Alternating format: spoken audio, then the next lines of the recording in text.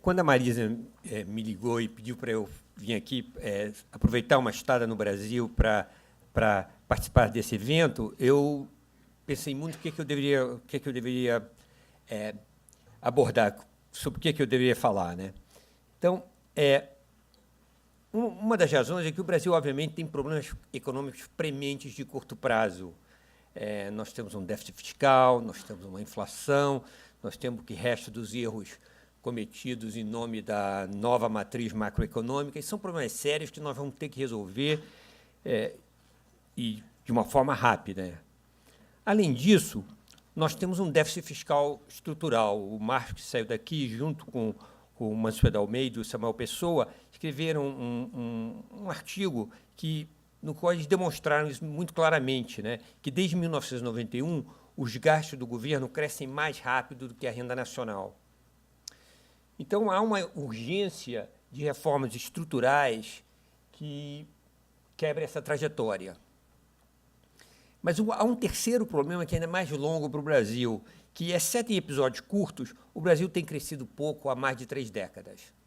Então, eu acho que, em vez de falar do primeiro problema, que é um problema que está sendo muito debatido e super importante, do segundo problema, que é um problema que também está sendo, as pessoas começam a debater e que realmente tem que ser resolvido antes de tudo aquilo, o resto que eu vou falar, eu gostaria de falar dessa questão do crescimento do Brasil. Por que o Brasil tem crescido tão pouco e o que um economista diria são as razões para que isso aconteça? Quer saber como isso funciona? Não, isso é para trás, para frente. Ok. Então, o programa aqui vai ser o seguinte: eu vou falar da questão da produtividade e vou definir para os alunos e para o público em geral, né, para quem não é economista, um conceito de produtividade total de fatores. Eu vou concentrar nisso. Eu vou mostrar para você dados que demonstram o baixo crescimento da produtividade do Brasil. E, para resolver o problema da produtividade, tem muita coisa que a gente pode fazer. E não dá tempo, a gente ficaria aqui até meia-noite falando dos problemas. Então, eu vou concentrar em 3. Tá? A questão de o Brasil deve ter uma maior integração com o resto do mundo, que nós somos muito pouco integrados com a economia mundial. Nós temos um sistema econômico com pouca competição, e eu vou mostrar tanto os dados, e o terceiro, e aqui, obviamente, tem meus dedos foram na ordem errada, eu queria dizer investimentos em pesquisa e desenvolvimento. Então, o que a gente pensa com produtividade como economista? A produtividade, para a gente, é o produto por unidade de insumo. Tem várias maneiras de medir isso. Tá? O mais comum é o produto por trabalhador, que a gente chama de produtividade do trabalho. Você pega quanto é produzido num país e divide pela quantidade de trabalho que foi utilizada naquele período, num ano, normalmente. Tá? Agora, tem um outro conceito que é mais abstrato, mas que, na verdade, é melhor para você pensar nos problemas, muitas vezes, que é o tal da produtividade total de fatores. E essa ideia é a seguinte: você pega uma quantidade fixa de fatores, em geral, capital e trabalho. Você pode fazer uma coisa mais fina e usar outras definições, mas vamos pensar assim, só capital e trabalho. Tá? E pensa o seguinte: quanto o país produz com a mesma quantidade de capital e trabalho? Tá? E essa mensuração depende daqueles modelos que o Dudu falou. Não é uma coisa que você pode simplesmente dizer, pegar os números e criar. Você tem que fazer algumas hipóteses teóricas, mas as conclusões que a gente vai discutir aqui não dependem muito da hipótese teórica do modelo. Então, por enquanto, eu não vou nem falar sobre isso. Então, a ideia é... Bom, qual é a motivação de que você estuda a produtividade? Por que a gente se interessa por produtividade? A gente tem que explicar por que a renda per capita varia entre os países, né? Por que existe os Estados Unidos e a Alemanha de um lado e o Brasil e a Argentina do outro, né? E entender por que o crescimento varia entre países, por que existe a China e a Índia de um lado e o Brasil do outro, e a Argentina do outro. Então, a gente quer entender esses dois fenômenos. O meu ex-colega de Princeton, Paul Krugman, uma vez falou uma frase interessante: "Productivity isn't everything, but in the long run, it's almost everything." Quer dizer, produtividade não é tudo, mas no longo prazo é quase tudo. Então, se a gente não entender produtividade, não fizer as medidas que aumentem a nossa produtividade, nada mais vai funcionar. Bom, o primeiro gráfico que nós temos aqui é o gráfico de produtividade por trabalhador, né? E você vê que a produtividade por trabalhador, ela, de todos aqui, eu listei uns poucos países, quer dizer, tem os Estados Unidos, que obviamente é o país mais produtivo, né? E tem países aí listados como a China e a Índia, que são os menos produtivos, mas você vê que estão com uma trajetória ascendente, né? Você tem a Coreia, que começa o período de 1980, em 1980 tem uma produtividade que é 1/4 da produtividade americana, essencialmente, 25% da produtividade americana, e hoje tem uns 60%, 70%. Então, realmente, a Coreia diminuiu muito a distância entre a produtividade da Coreia e a produtividade dos Estados Unidos, diminuiu muito a distância entre esses dois conceitos, né? E tem só um país ali, não é o único do mundo, né? Mas entra onde a produtividade não cresceu nesse período, tá? Então, esse país é o Brasil, e você vê claramente que está ou estável, depende do tempo. Eu peguei 1980 por uma razão de existência fácil dos dados para todos os países, mas realmente o começo da década de 80 é muito ruim para o Brasil. Você pega um pouco depois, o Brasil cresce muito pouco, mas ainda assim é pouco. A outra maneira de ver isso, que é interessante, é o seguinte: você pensa nos Estados Unidos como o país mais produtivo, o país que usa as técnicas de fronteira, né? Então você pensa o seguinte: os Estados Unidos vai crescer, a produtividade dos Estados Unidos vai crescer a um certo ritmo. Os países mais pobres têm, de uma maneira ou outra, apresentar um crescimento de produtividade maior que os Estados Unidos, exatamente para chegar mais perto da riqueza americana, a riqueza per capita americana. Então, aqui está tudo já, a produtividade americana é 1, então você tem esses diferentes países, né, aí no nosso gráfico, e você vê o seguinte: todos os países que eu estou listando aí estão se aproximando da produtividade americana. Quando você tem uma curva ascendente, significa que você está se aproximando da produtividade americana, porque a produtividade americana está sempre dividida pela produtividade americana. Todos os gráficos são assim, né? Então, você vê o seguinte: um país como a Coreia, de novo, é outra maneira de mostrar o que eu falei, começa muito abaixo, né, da produtividade americana, é o gráfico em azul ali, né? Então, começa com 30% e está chegando a 60%. Né? Taiwan começa um pouco mais pobre que a Coreia, também chega, praticamente cresce a mesma coisa, né? Mas continua, obviamente, abaixo da Coreia, né? E aí você tem países como a China, que estavam muito, muito abaixo, menos de 10% da produtividade americana, mas que estão crescendo bastante, né, se aproximando. Você pode imaginar que a China, daqui a 20 anos, vai estar muito mais próxima, vai estar como a Coreia está hoje, talvez. É uma coisa possível, né? E a Índia também, que começou um pouco mais tarde, está lá, mas o Brasil, o único país nesse gráfico cuja produtividade, em relação à americana, cai. Entendeu? Então, nós temos realmente uma performance de produtividade muito ruim. Bom, há muitos exemplos de países que se aproximaram da fronteira. Primeiro o Japão se aproximou, a Alemanha, a França, eram todos países mais pobres que os Estados Unidos, e hoje não chegaram ao nível de riqueza americana, mas, por exemplo, esses países têm 70% a 75% da renda. Um trabalhador nesse país produz 70% a 75% que produz um trabalhador americano.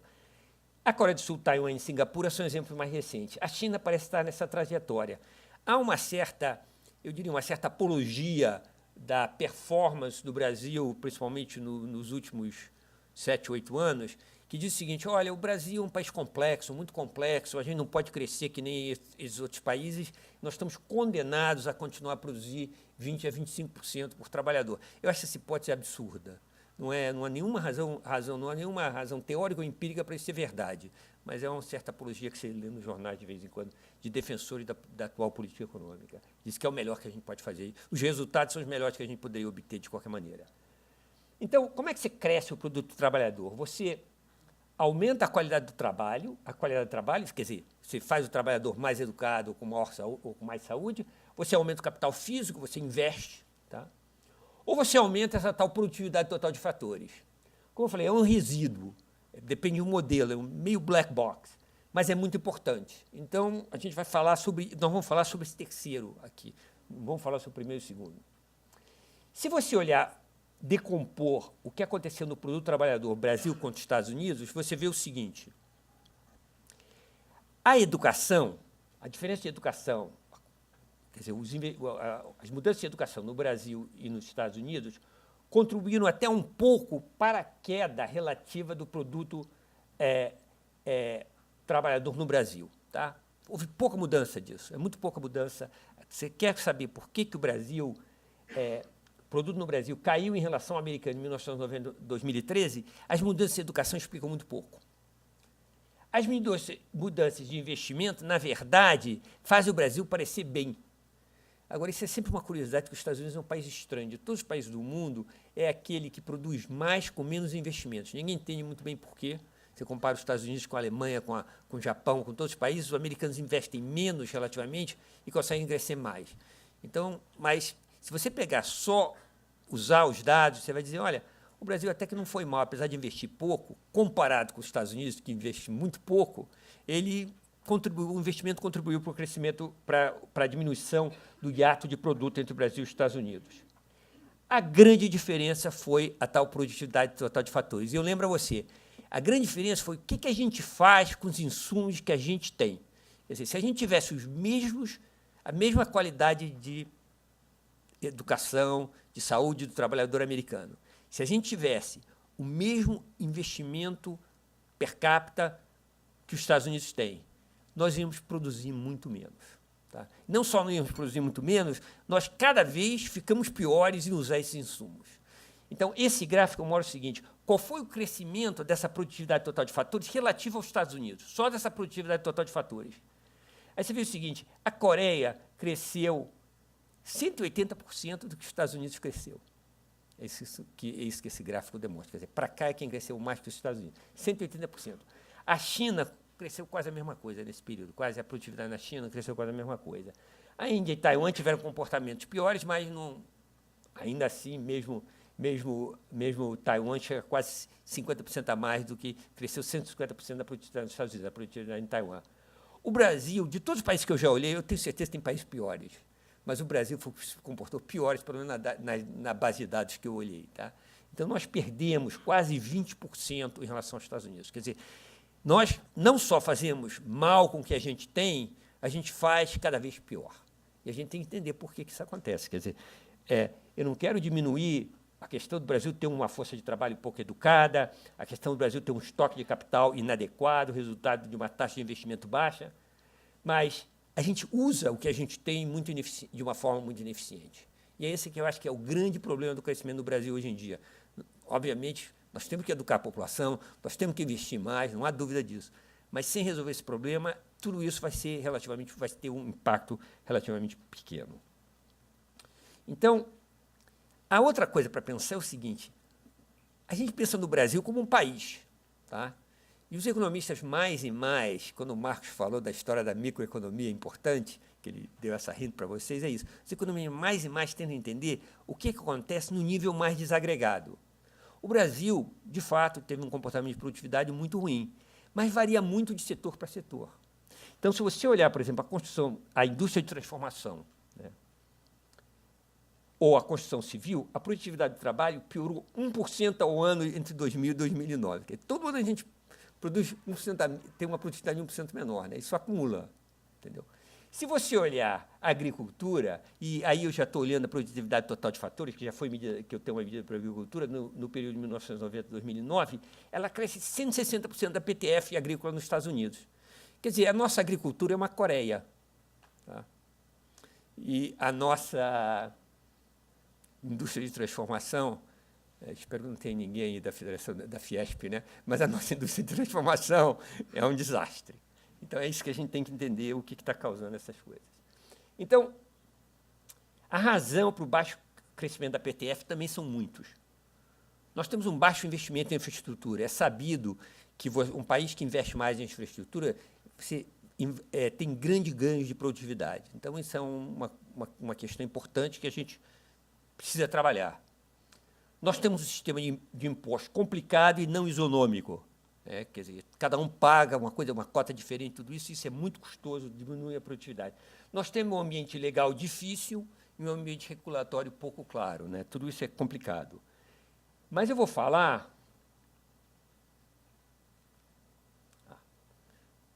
só de 3 coisas aqui, porque eu tenho pouco tempo, então só vou falar de três pontos. Vou falar da integração do Brasil na economia global, nas políticas que aumentem a competição de firmas e nos investimentos do governo em pesquisa e desenvolvimento e políticas adequadas de incentivo à inovação. Então, são as 3 coisas que eu vou concentrar hoje. Tá?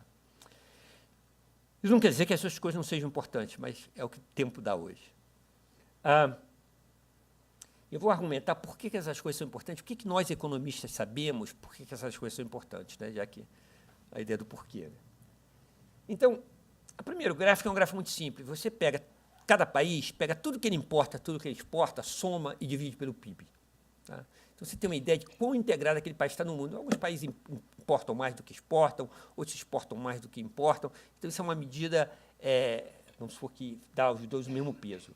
E você vê o seguinte, de todos esses países que a gente gostaria, que eu acho que estão tendo alguns melhores, outros piores comportamentos em relação a crescimento, mas todos melhores que o Brasil, você vê que o Brasil tem o menor índice de todos os países. Então, de uma certa maneira, nós estamos menos integrados com o resto do mundo do que o Chile, o México, a China, a Coreia ou a Índia. Né? A gente pensa na Índia ou na China. Bom, a China, evidentemente, é um país super integrado. A razão que você tem 100%, como é que esse negócio pode dar 100% do produto? É que a China é a história do iPhone, né? A China traz peças do mundo inteiro e monta o iPhone e vende de volta. Então, sai para exportação só um número grande. Mas a maioria daquelas coisas foram importadas, né? Então, você tem países menores que você chega a 120%, 150%, lugares como Singapura, etc. Mas, de qualquer modo, é uma medida da pouca integração do Brasil com o resto do mundo. Então, quais são os ganhos da integração? Por que um economista tem que se preocupar com isso? Por que o Brasil não pode fazer tudo, nós não podemos ficar sozinhos fazendo tudo? Né? O primeiro, e, aliás, o livro do Bernardo, que vai ser lançado hoje, tem um ótimo capítulo sobre isso, que eu encorajo vocês a lerem. Né? Você tem... Quais são os ganhos da integração? Se você comerciar mais, você pode especializar em produtos em que você tem vantagem comparativa. Né? O Bernardo dá essa ideia absurda de que a cidade de São Paulo poderia criar uma lei que todos os ovos consumidos em São Paulo teriam que ser produzidos em São Paulo. E, se você fizesse isso, evidentemente, a produção de São Paulo em ovos ia crescer, né? Que a gente não ia parar todo mundo de comer ovo, mas o preço ia ser absurdo. Né? Então, essa ideia que você deveria, e as pessoas estariam gastando tempo produzindo ovos de uma maneira muito ineficiente, porque São Paulo não é o lugar certo para produzir ovo. Para os consumidores, é claro, você tem preços mais baixos, você tem maior variedade, isso é uma coisa fácil de entender. Né? Agora, para os produtores, tem muita coisa importante. Uma é que, se você está produzindo e você está numa economia mais integrada, você vai ter insumos mais baratos e maior variedade. Tá? Porque hoje, na indústria, você tem muita variedade, mas você tem também muitos ganhos de escala. Então, normalmente, você tem certos produtos sendo produzidos por certos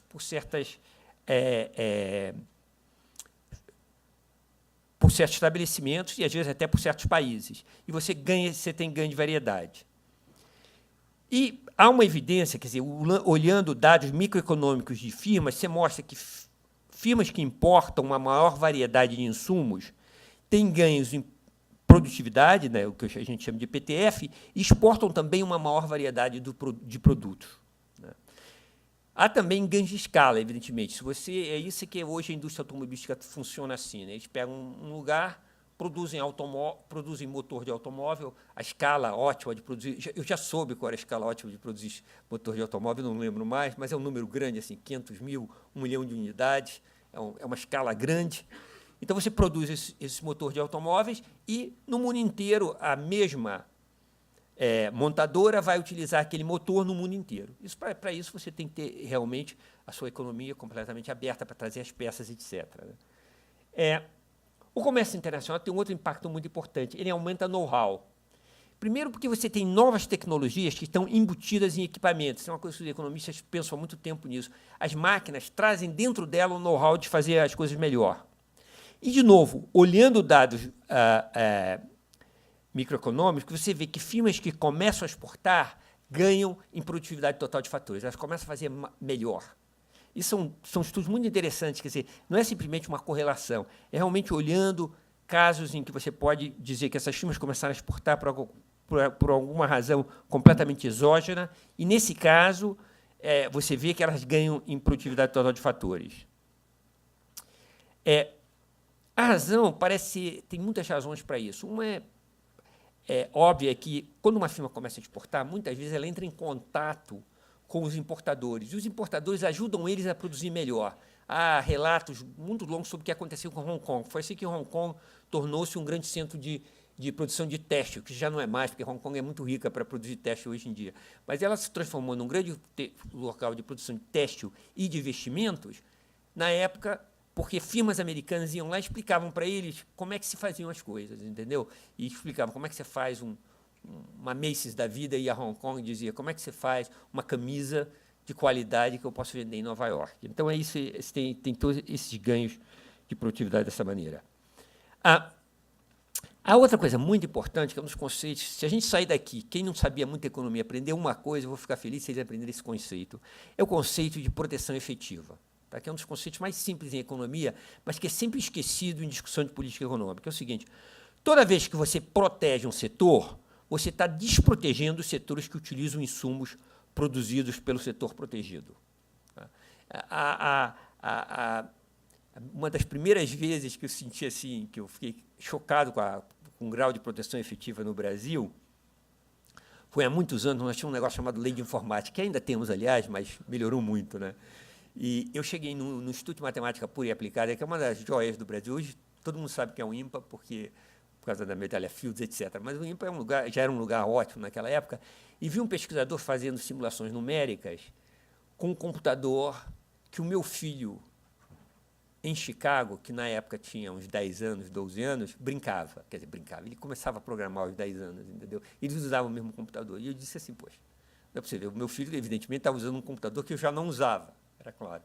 Então, essa falta, o custo, quer dizer, você colocar uma lei que proíbe a importação de computador, dificulta a importação de computador, fazia com que as pessoas tivessem muito maior dificuldade de produzir boa matemática no Brasil. Isso não parou o IMPA de fazer grande matemática, mas certamente dificultou o trabalho das pessoas que estavam lá.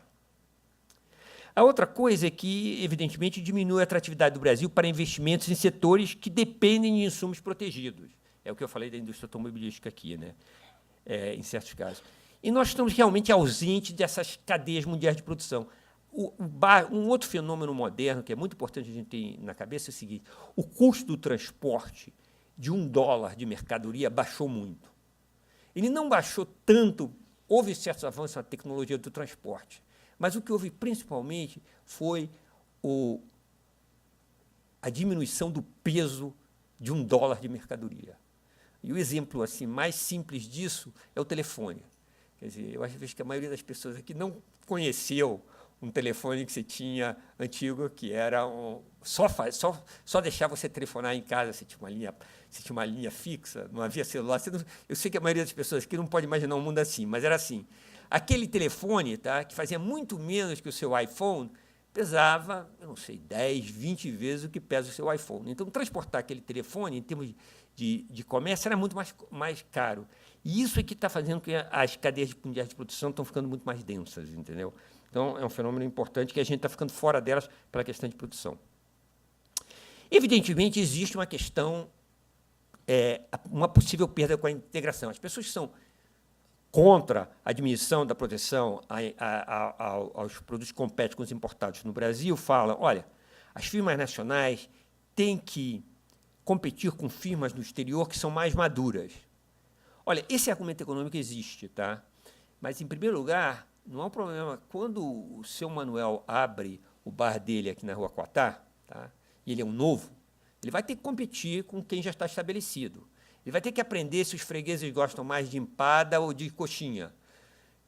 Então, ele vai ter que aprender isso tudo, né? Agora, a gente não vai ter um programa nacional de subsídio ao seu Manuel abrir seu bar, porque a gente entende que, com esse aprendizado, é uma coisa que vai beneficiar principalmente a ele. Então, para você justificar uma proteção, você tem que explicar, você tem que, de alguma maneira, argumentar que as firmas protegidas vão gerar o que o economista chama de externalidade, um benefício para as pessoas que não vai para o bolso do acionista da firma, não vai para o bolso das pessoas que investiram na firma. Isso é um argumento bem mais complicado, Mas o argumento da indústria infantil, que é o argumento, é o nome que as pessoas dão a esse argumento de que as firmas têm que competir com firmas mais maduras, evidentemente já foi exagerado no Brasil, né? A indústria automobilística está protegida desde 1953. Mesmo com a nova lei de aposentadoria, ela se classificaria para aposentadoria. Mesmo com essa nova lei que passou ontem, ela já deve ter 95 anos de idade mais contribuição. Então, ela seria uma indústria... É muito difícil de que ela seja ainda uma indústria infantil, ser tratada como indústria infantil.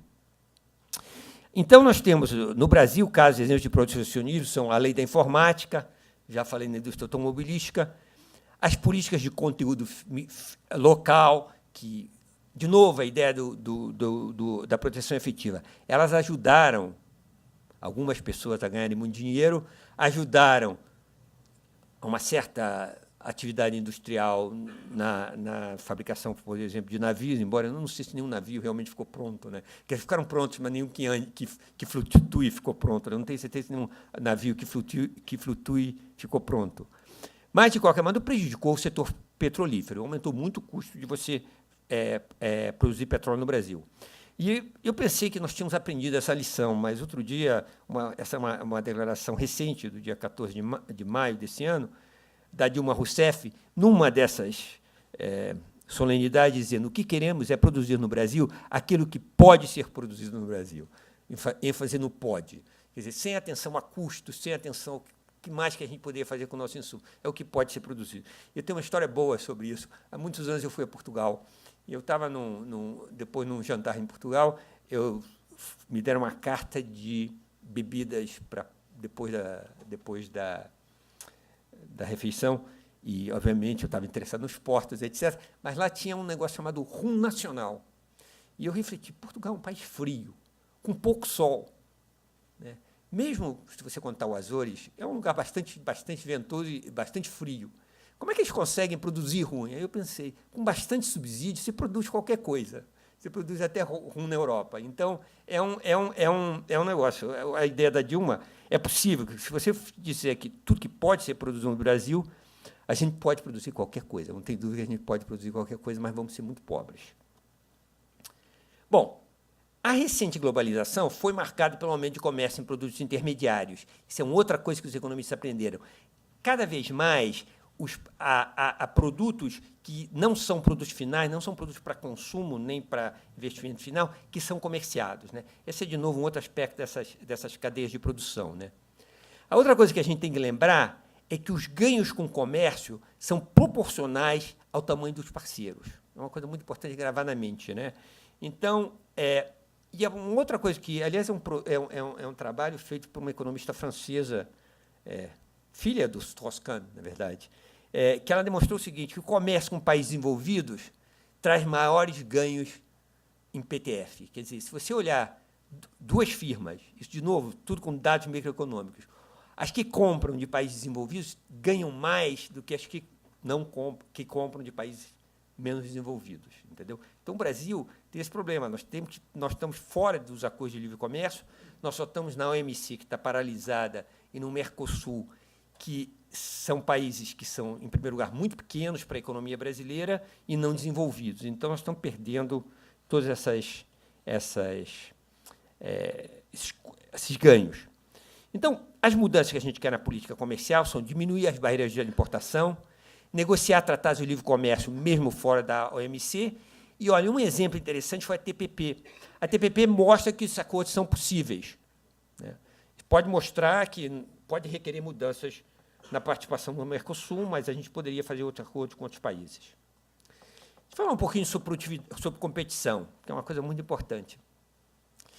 A gente pode imaginar que, num mundo, você ganha produtividade, é o seguinte: como é que a agricultura brasileira ganhou produtividade? Você podia pensar: olha, todo mundo ficou mais produtivo, tá? E ganhamos produtividade.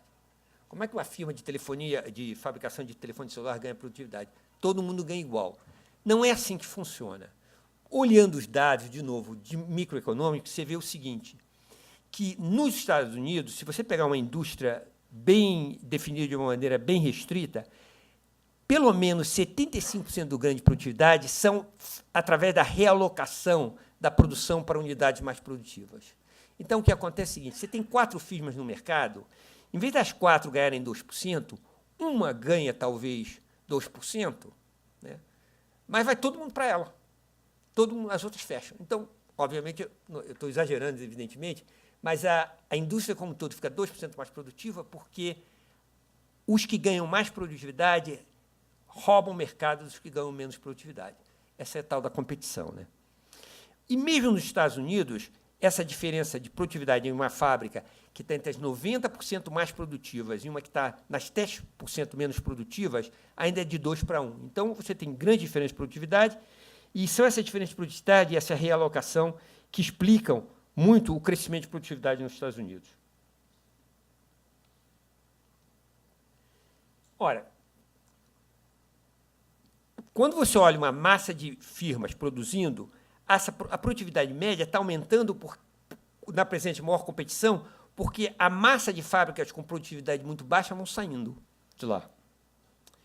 E estudos mostram que a desregulamentação aumenta a produtividade, principalmente através da regulação da produção. Há estudos interessantes sobre o que aconteceu quando desregularam. Telecomunicação dos Estados Unidos era altamente regulada e havia quase um monopólio. Quando eles desregularam a telecomunicação, aumentou muito a produtividade, mas foi muito através de realocação para as mais produtivas. Um outro caso foi geração de eletricidade nos Estados Unidos, que foi bem estudado. Então, esses estudos mostram.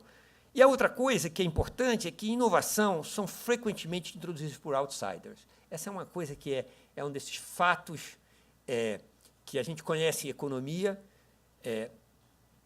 e quase se vê muitos exemplos. Eu botei 3 exemplos aqui, né? Por volta de 2007, se você tivesse um telefone, ele era produzido ou na Europa ou na Ásia. Nos Estados Unidos, o único produtor grande era a Motorola, né? A Google, através do Android, e a Apple tomaram completamente conta do smartphone. Hoje tem praticamente 100% desse mercado, né? Um outro exemplo é o Uber, um outro outsider. E mesmo no Brasil, uma das coisas mais interessantes, eu vou ao Rio frequentemente, e algumas coisas que eu gosto muito é o hortifruti, né? O hortifruti é uma mistura de... É uma inovação que diz assim, olha, você não precisa ir à feira, mas também não precisa ir ao Pão de Açúcar. Desculpa se tiver alguém depois. Não precisa ir ao supermercado. Tá? Tem um negócio especializado, a gente vai ter muito mais qualidade. O hortifruti é um exemplo de um cara que saiu de fora. Não foi o Pão de Açúcar, não foi o Carrefour que introduziu um sistema desse. Foi um outro empreendedor de fora. E isso é muito comum. Então, se você não está aberto à competição, é muito difícil isso acontecer. Então, quais são as políticas anticompetição do Brasil? Primeiro, a política de campeões nacionais, né, que está todo mundo aqui familiarizado com isso, o fato que o empréstimo do BNDES favorece empresas incumbentes e a dificuldade em abrir empresas e cumprir obrigações fiscais. E, para isso, eu mostro para vocês um gráfico do tempo para abrir empresa que vem do Banco Mundial, um outro do tempo da empresa média pagar principais impostos, e, nos 2 casos, o Brasil está fora. O gráfico fica quase incompreensível por causa do Brasil. O Brasil é tão pior que os outros países ficam todos uma massa só, né? Mas não é. Há diferenças grandes entre o México e a China, mas não dá para ver onde o Brasil está. Então, uma das coisas que foram feitas no Brasil para diminuir para melhorar isso foi o tal do Simples. E o Simples talvez possa diminuir a informalidade, mas ele não resolve o problema do alto custo de manter uma empresa média. Ele também preserva barreiras ao crescimento das empresas e a realocação da produção para empresas mais eficientes, porque você, para ficar mais eficiente, ficar maior, você tem que sair do Simples, então não é a maneira de resolver esse problema. Então, o que a gente pode fazer sobre isso? Obviamente, abandonar a política de campeões nacionais, diminuir o papel do BNDES, simplificar impostos para todo mundo, ao invés do Simples, e rever sistematicamente a medida na intervenção na economia que afeta a competição. O teste tem que ser qual é o objetivo econômico da intervenção e se funcionou. Tá? Isso tem que ser feito por governos municipais, estaduais e federais. Se eu tivesse tempo, eu gastei tempo semana passada lendo o que tentou fazer nesse país para regular o que uma farmácia pode vender. Só isso daria 10 minutos de palestra. E em todos os níveis, que é governos municipais, governos estaduais, o governo federal, todo mundo querendo decidir o que uma farmácia, se uma farmácia tem direito ou não de vender uma toalha de papel, por exemplo. Então, é uma coisa completamente alucinada. Eu não vou ter tempo para falar sobre isso. Eu quero falar sobre investimento e terminar nos próximos 10 minutos. Então, investimentos em pesquisa e desenvolvimento tem duas maneiras que afetam a produtividade. O primeiro é o estímulo à inovação, evidentemente. O outro é o aumento da capacidade de imitar, que é uma coisa muito importante para um país no nível de desenvolvimento do Brasil. Tem uma história muito interessante que os ingleses, na verdade, inventaram o motor a jato. E no final da Segunda Guerra Mundial, os ingleses e americanos eram aliados, e os americanos, em 10 meses, conseguiram, eles receberam os planos dos ingleses, eles não sabiam fazer, os ingleses deram os planos para eles, conseguiram adaptar aos aviões que estavam sendo fabricados nos Estados Unidos, que eram diferentes dos aviões para que os ingleses inventaram o motor a jato. Isso por quê? Porque eles tinham um time de engenharia sensacional que sentou com os planos e aprendeu, entendeu? Na verdade, se você olhar, tem um estudo da OCDE que mostra o seguinte: as economias menos avançadas entre 74 e 90, tá? Tipo Finlândia, Noruega e Itália, mas países da OCDE, né? Mais de 40% do efeito do PIB veio através da absorção de tecnologias estrangeiras. Tá?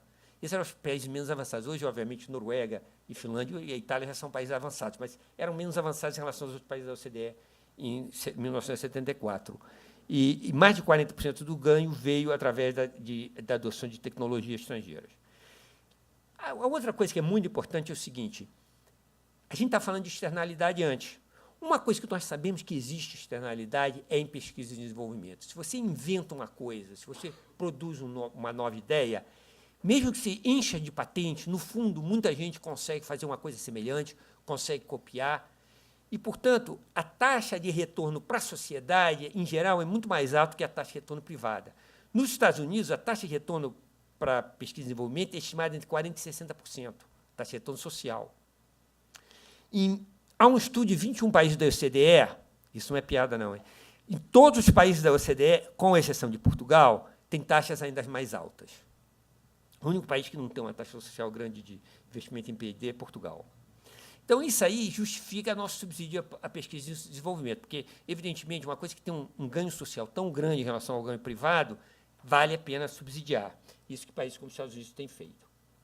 O Brasil tem, de uma certa forma, uma estrutura razoável para fazer pesquisa e desenvolvimento. Nós temos mais de 200 mil pesquisadores, mais de 10 mil com PhD, nós temos tido ganhos em medida de publicação e temos, ainda assim, um dos programas mais generosos de subsídio à pesquisa e desenvolvimento na empresa.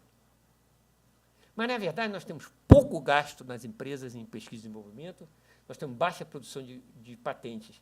Um paper aqui do INSPER, do Menezes, mostra isso para você. Então, por que isso é verdade? Por que o Brasil é assim, né? Bom, tem um outro paper que é do BID, são dois brasileiros, Caneblé e o Porto, que exima o efeito dos incentivos à pesquisa e desenvolvimento no Brasil. E mostra o seguinte: a tal lei da informática, que ainda existe, ela dá isenção da UIP em troca de gasto em P&D, tem um efeito zero. Então, não tem efeito nenhum. Isso, de novo, olhando empresas, olhando o que acontece com as empresas. E eles têm uma discussão, conversando com investidores e com empresas, e eles escrevem o seguinte: a obrigatoriedade de conteúdo de nacionalização dos produtos, os elementos de política regional, esse negócio que a gente tem que fazer computador no Piauí, e discricionariedade na aprovação dos projetos, realmente faz com que o produto seja, que o efeito da lei é muito pequeno, apesar de ser um incentivo grande. A chamada lei do bem, ela faz um abatimento no imposto de renda de pessoa jurídica, né? Ele tem um efeito modesto. Esse mesmo paper mostra que tem um efeito, mas é muito modesto em gerar investimentos. E é concentrado em empresas grandes. Por duas razões são óbvias. A primeira é que é a necessidade de você fazer o imposto de renda de pessoa jurídica pelo lucro real e ter lucro positivo no exercício. O segundo é que a aplicação da lei é super complicada. Surpresa, né? Que a aplicação da lei é super complicada. Então, numa entrevista que eles fazem nesse mesmo paper, eles falam que você tem que contratar serviços jurídicos especializados somente para montar e administrar os aspectos tributários do projeto. Te dá uma ideia que você tem que fazer. Hã? É a lei do bem para o advogado. Aliás, se sobrar tempo, eu vou contar uma outra história de advogado, já que você me provocou. Então, no Brasil, há poucas histórias de sucesso. A história do sucesso que a gente, uma história de sucesso que a gente tem é Embrapa na agricultura, que foi um programa do governo que gerou muita tecnologia, né? Então, o que a gente precisa? Para investimento da P&D no governo, a gente precisa aprender a concentrar recursos nos melhores centros, em vez de ficar investindo em política, fazer de investimento em P&D política regional. Nós precisamos facilitar a importação de insumos. Teve uma história sensacional na Piauí, há uns 2 números passados, de uma pesquisadora mostrando o que ela tem que fazer para trazer insumos para cá, né? E também facilitar a importação de pesquisadores estrangeiros, que também é complicado aqui no Brasil. E, de novo, utilizar a avaliação dos atuais incentivos fiscais para mudá-los, né? E a gente não precisa inventar tudo novo. Israel, por exemplo, tem um programa que deu grande resultado de incentivo à P&D. Agora, nós também temos que incentivar uma coisa que não acontece no Brasil, é a criação de tecnologias em universidades e transferências ao setor privado. Obviamente que isso encontra, principalmente nas universidades federais, mas também nas universidades estaduais, resistência de alunos, funcionários e professores, né? Que há um conflito entre a pesquisa pura e a chamada pesquisa operacional. Outro dia, há um tempo atrás, eu escrevi sobre isso. E quando eu escrevi sobre isso, eu dei uma olhada nos anos que o Pei e o Brin foram os criadores do Google, né? Estudaram em Stanford. Stanford ganhou 3 prêmios Nobel em física, naqueles anos. E eles passaram 4, 5 anos lá estudando, entendeu? Eles ganharam 3 prêmios Nobel em física. Então, quer dizer o seguinte, não tem conflito nenhum entre pesquisa pura e pesquisa aplicada. Você pode, numa universidade, criar o Google, que o Google foi essencialmente criado quando eles estavam em Stanford, a primeira versão do Google, eles ainda eram estudantes em Stanford, e ganhar prêmio Nobel de Física.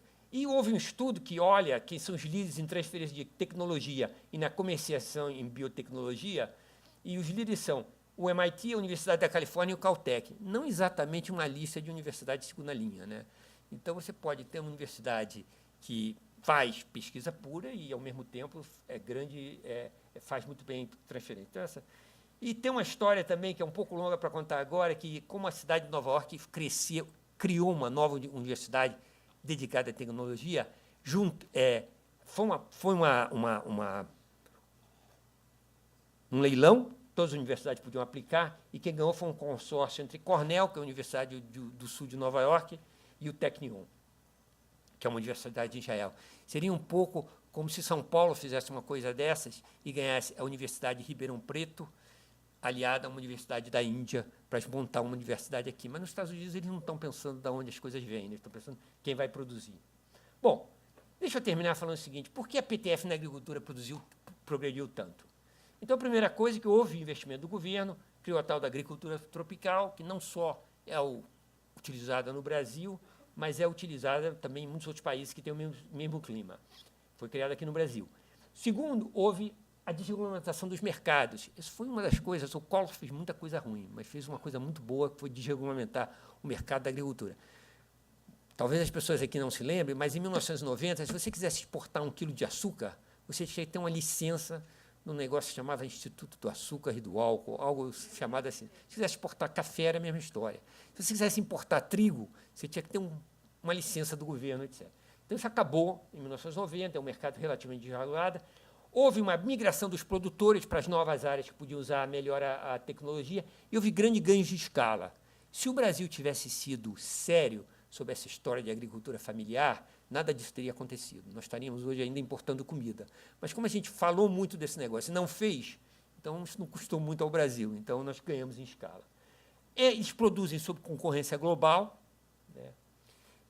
E a PTF no agronegócio progrediu enormemente, apesar de ter uma infraestrutura horrível, ter um ambiente legal muito difícil, se tem invasão de terra, etc., e custo elevado de alguns insumos protegidos, né? Nós temos até um subsídio ao crédito, que eu acho que, em geral, é uma coisa ruim, mas, pelo menos, nesse setor, é relativamente horizontal, não há escolhas. Você dá crédito para todo mundo que produz, então é uma coisa um pouco... Eu acho que a gente não precisava ter, mas é um pouco pior. Bom, então, para concluir, eu falei de 3 áreas em que as novas políticas poderiam acelerar o crescimento. Nós precisamos integrar o resto do mundo, nós precisamos ter mais competição, nós precisamos mais pesquisa e desenvolvimento. Mas essas coisas não são isoladas, tá? Elas complementam entre si. Tá? Por exemplo, se você for mais integrado com o resto do mundo, é mais fácil você fazer pesquisa e desenvolvimento. Se você tiver mais competição, você vai conseguir exportar mais, você vai ter firma mais eficiente, você vai exportar mais, você vai criar mais, tudo isso vai junto. E muitas coisas a gente fala aqui. Evidentemente, uma força de trabalho mais educada facilitaria pesquisa e desenvolvimento. Tá? Então, tudo isso que a gente fala aqui está ligado um com o outro, eles não podem ser vistos isoladamente. Eu acho que eu fiz no tempo que você me pediu, os 45 minutos. Muito obrigado, hein?